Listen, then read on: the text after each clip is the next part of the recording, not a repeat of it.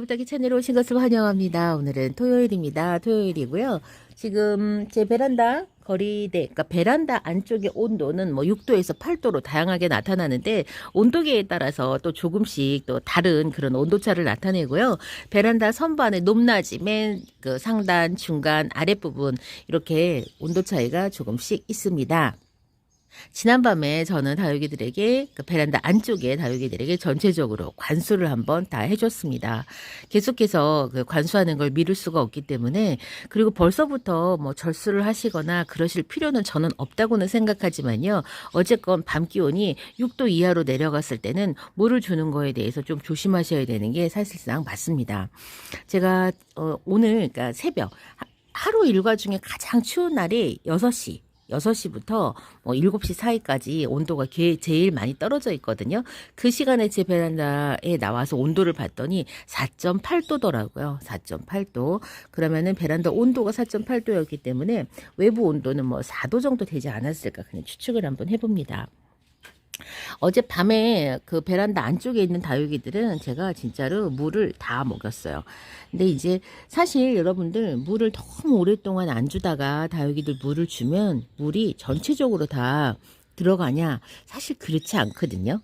이게 제대로 흡수가 안 돼요. 제대로 흡수가 안 돼서 화분 속이 전체적으로 젖지 않는 경우들이 많이 있습니다. 다른 건 화분 속이 안 보여서 제가 커피컵에 심은 요 블루스카이를 보여드리는데요. 요 블루스카이는 지금 이 물을 2번, 3번 계속 조르가지고 물을 줘요. 이렇게 물을 줘서 이 블루스카이가 지금 밖에 나온 지가 한참 돼갖고 색이 다 빠졌어요. 색이 다 빠져서 지금 요런 모양 하고 있습니다. 아우 시끄러워. 아이고. 자, 이렇게 블루스카이 화분 안을 보시라고 제가 밤에 한 9시, 10시 그때쯤에 물을 계속 주기 시작했어요. 그런데 여러분, 날씨가 추운 날 있잖아요. 봄, 가을에는 보통 물을 언제 주라고 하냐면은 오전에 해가 뜨기 전에 주라고 해요. 그렇기 때문에 지금 이 계절의 관수의 방법은 해가 뜨기, 그러니까 해 뜨기 전에 뭐 해 뜬 다음에도 괜찮아요. 왜냐면 물을 주면 밤사이에 온도가 또 계속 내려가기 때문에 다육이들이 너무 추위에 달달달달 떨게 되잖아요. 그래서 그런 시기에 물을 주라고 하는데, 저는 아침에는 물을 줄 시간이 없어요. 마음의 여유도 없고, 그래서 그냥 어젯밤에 물을 주고 잠을 잤습니다. 근데 베란다 안쪽의 다육이들은 베란다 밖보다는 덜 추워요. 그래도 덜 추워서 제가 그냥 그거는 그냥 지켜보고 아마 별 문제 없을 겁니다. 근데 여러분들 혹시 이제 시간적으로 오전에 여유가 되시는 분들은 다육이들 이제 이 계절에 물을 줄 때는 바로 해 떴을 때도 괜찮고요. 해 뜨기 직전에 이렇게 줘갖고 너무 차갑지 않게 그렇게 만들어 주시는 것도 하나의 방법이라고 하네요. 하로우도 어젯밤에 제가 관수를 해 주었습니다. 너무 예쁘게 나오고 있죠. 어떻게 이렇게 예쁘게 이렇게 크는지 애기들이 진짜 신기해요. 이렇게 코타로우도, 얘도 거리대에 못 나왔어요. 자리가 없어갖고 베란다 안쪽에서 지금 이렇게 예쁘게 지금 물이 들고 있습니다. 어젯밤에 물을 줬어요. 또 콜로라타 철화도 제가 어젯밤에 물을 줬습니다. 색감이 굉장히 예쁘죠. 콜로라타 철화도 뭐 이 정도로 베란다 안쪽에서도 이렇게 물 관리를 조금 하시면서 키우면 물이 어느 정도 좀 들어주거든요. 자, 이렇게 이 정도로 물이 들어왔고요. 는 이름을 모르겠어요. 얘가 또 이렇게 화분 위로 저렇게 실뿌리가 나왔잖아요. 얘 목말라서 그런 거예요. 물이 없어서. 물을 먹고 싶어서 이 뿌리 뽑아보면 뿌리 엄청 건강합니다. 물을 너무 줘야 될 타임에 안 주니까 이렇게, 이 다육이들은 뿌리가 원래 어떻게 자라냐면 그 지면에 최대한 가까이 뻗어서 이렇게 그 뿌리를 내는데, 그 이유가 워낙에 박한 환경에서 얘네들이 살기 때문에 지면에 내리는 이슬이라도 먹으려고 그렇게 한다고 해요. 그래서 저는 제가 지금 분갈이를 했던 도테랑을 분갈이를 한번 했는데, 이런 증상으로 딱 분갈이를 했는데 뿌리에 이상이 있는 줄 알았어요.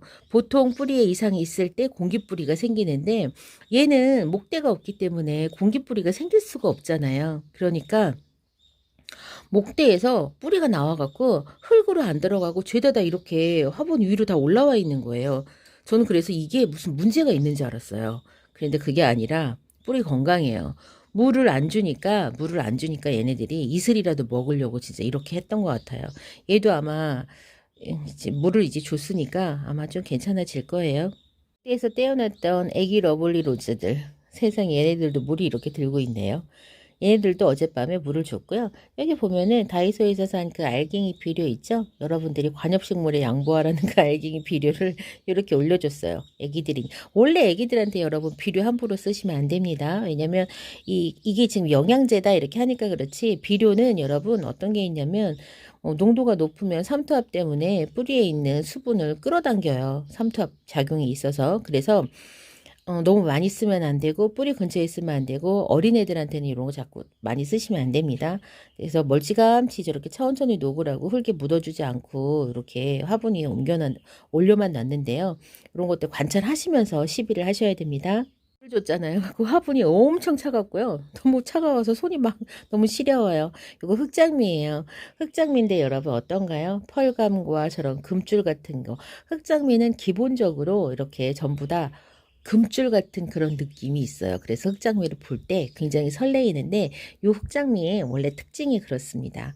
그래서 제가 아시는 농장 어떤 사장님은 이 흑장미 교배종으로 해갖고 다른 이름으로 붙이는 거 되게 못마땅해 하세요. 왜냐면 물론 교배도 했을 수 있지만 사장님은 기본적으로 흑장미 교배종 혹은 선별종 이렇게 취급을 하시는 거예요.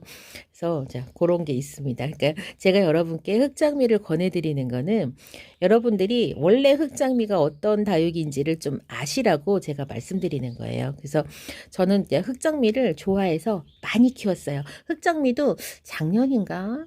재작년인가에 엄청나게 인기가 있어갖고 진짜 다육맘이라면 누구나 키워봐야 되는 다육처럼 그렇게 선풍적인 인기가 있었고요.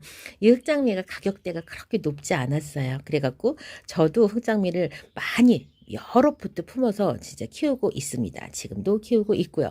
그리고 흑장미는 진짜 거의 실패도 안 했던 것 같아요. 요거는 이 흑장미는 제가 남사에 갔을 때 사가지고 온 흑장미예요. 너무 예쁘죠? 이 흑장미 제가 정말 착한 가격에 들어왔어요. 지금 이야기하면은 여러분들 깜놀하실 가격으로 제가 구매해 왔기 때문에 그거는 패스하겠습니다.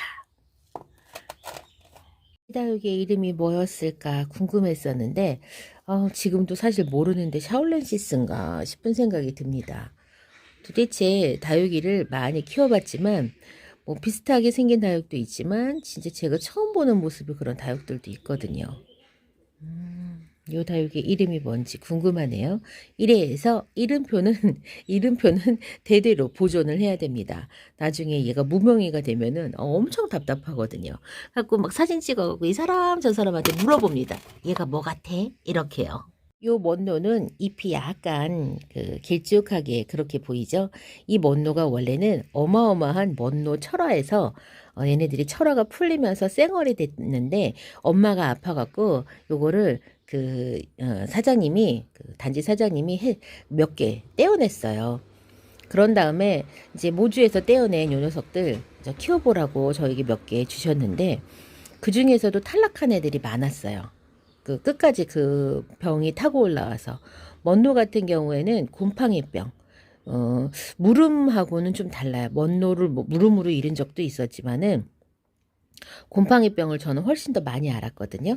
그렇게 까맣게 목대가 타고 올라오는 그런 곰팡이병에 걸려갖고 얘네들을 왔을 때도 계속 목대를 타고 올라와서 올라오면 잘라주고 올라오면 그러니까 잎을 계속 떼어주고 반복했어요. 그러다 보니까 얼굴이 쬐끔해졌었거든요.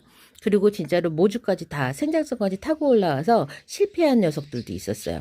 진짜 몇 달을 제가 말렸던 것 같아요. 갖고 와서도 끝까지 말린 다음에 더 이상 진전이 되지 않았을 때 제가 여기다 심어줬는데 이렇게 예뻐졌어요.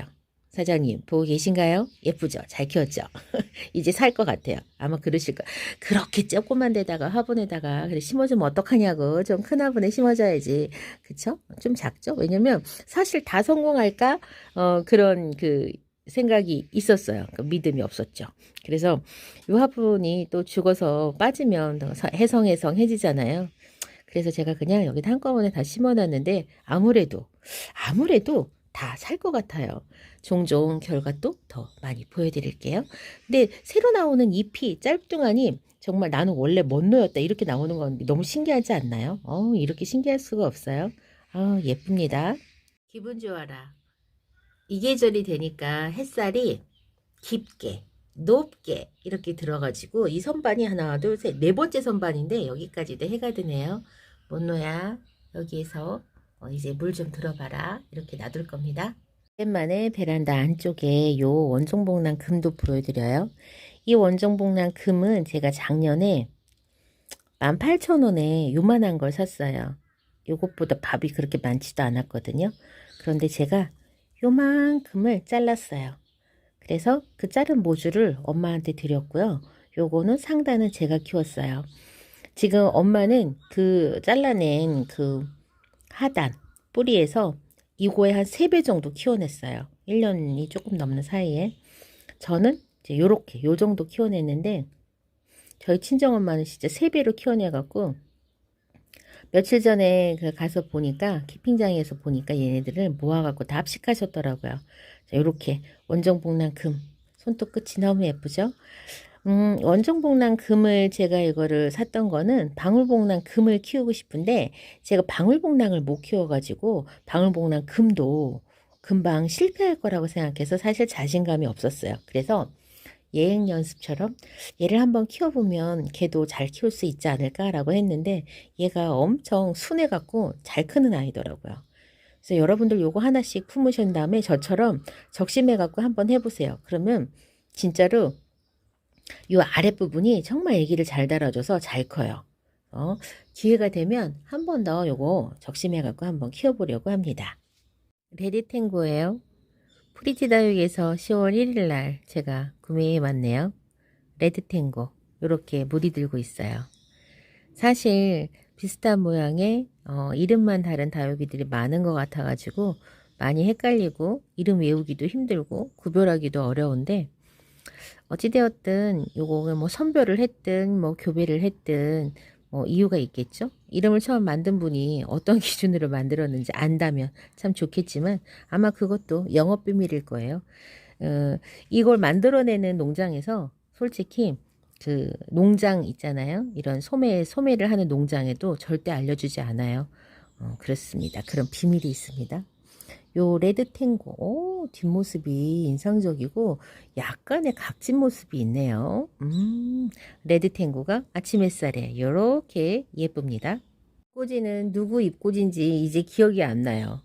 잎꽂이를 처음 했던 그 판에다 놔두면 기억이 나는데 요 잎꽂이는 제가 이렇게 잘 키워볼 거라고 독립을 시켜줘 갖고 이제는 기억이 안 납니다. 그래서 분갈이를 하면 요 다육이 어디서 샀더라 얼마에 샀더라 이런 걸 잊어버리는 경우가 많아요. 그래서 특별히 정신줄 똑바로 차리고 잊어버리지 말아야지 이런 애들은 안 잊어버리는데 요런 애들 특히 다육이 같은 경우에는 성장 속도가 굉장히 늦잖아요. 그렇다 보니까 1년 지나면 다 잊어버립니다. 얘 누구 애기인지 잊었습니다. 누굴까? 예쁘네요. 귀엽죠? 그때 영상에서 보여드렸던 파랑새 변이금 적심한 거 지금 아기가 이렇게 나왔는데 제대로 나오겠죠? 왜 이렇게 약간 좀 불안하게 저렇게 이상한 모양으로 나오지? 제가 예전에도 파랑새는 한번 적심을 해가지고 그러니까 이두를 만들었는데 얘도 이두로 나오려나? 얘 모주도 뿌리가 나오긴 했는데 희한하게 나오더라고요. 어머! 얘가 원래 있었나? 기억이 안 나지 왜? 또 원래 있었던 애니? 뭐니 너? 참 이렇게 아기가 나오고 있고요. 얘도 어제 물을 줬어요. 저는 토분을 좋아하는 이유 중에 하나가요. 물을 주고 나면 이 토분이 엄청 차가워요. 전 그래서 그 느낌이 이렇게 토분을 다 이렇게 만졌을 때 느낌이 참 좋아요. 이 물에 닿는 이 차가운 느낌. 지금 얘는 제 손이 반짝거리는 게 이 화분이 먹고 있는 그 물기예요. 물기가 이렇게 나가지고 묻어나서 얘한테는 물을 좀 너무 많이 줬나? 왜냐면 분갈이를 하고서 제가 적심을 한 거여서 언제 했어? 10월 1일 날 했으니까 물 주고도 남은 시간이긴 한데요. 애기가 이렇게 크고 있다는 거 보여드립니다. 좀 적심한 그 파랑새 1년 넘게 키우면 이렇게 됩니다. 이 정도. 이게 뭐예요? 거기 요즘에 막 적신군생들 막 10,000원, 5,000원, 25,000원 이렇게 팔던데. 이게 1년 한 3개월을 키운 게 이 정도예요. 1년 5개월 키웠구나.